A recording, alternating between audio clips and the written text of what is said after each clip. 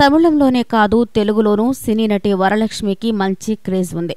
శరత్ కుమార్ కుమార్తెగా సినీ పరిశ్రమలోకి అడుగుపెట్టిన వరలక్ష్మి తనకంటూ ఒక ప్రత్యేక గుర్తింపును సంపాదించుకుంది. ఇప్పటికే తమిళంలో యువ అగ్ర హీరోలతో నటించింది వరలక్ష్మి. పందెం కోడి 2, సర్కార్ సినిమాలో ప్రత్యేక పాత్రలో నటిస్తూ అందరినీ మెప్పించింది.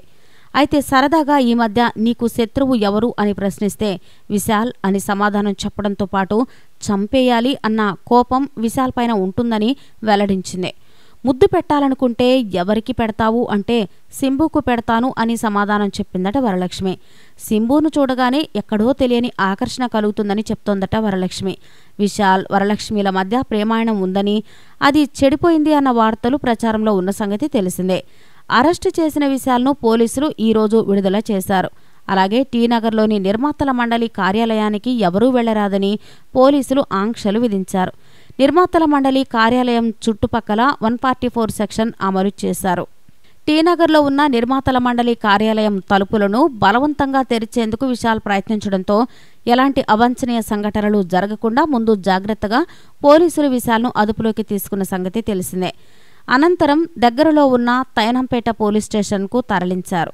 పైరసీని అడ్డుకోవడంలో విశాల్ విఫలమయ్యారని, నిధులను దుర్వినియోగపరచడం, నిర్మాతల సమస్యల్ని పరిష్కరించడంలో కూడా విఫలమయ్యారని ఆరోపిస్తూ కొంతమంది నిర్మాతలు విశాల్ను రాజీనామా చేయాలి అని ఆందోళన చేస్తున్నారు. ఈ విషయమే కొంతకాలంగా వివాదం నడుస్తోంది. చినికి వివాదం ముదిరి పెద్దదిగా మారింది. పోలీస్ స్టేషన్ నుంచి విడుదలైన అనంతరం విశాల్ విలేకరులతో మాట్లాడారు.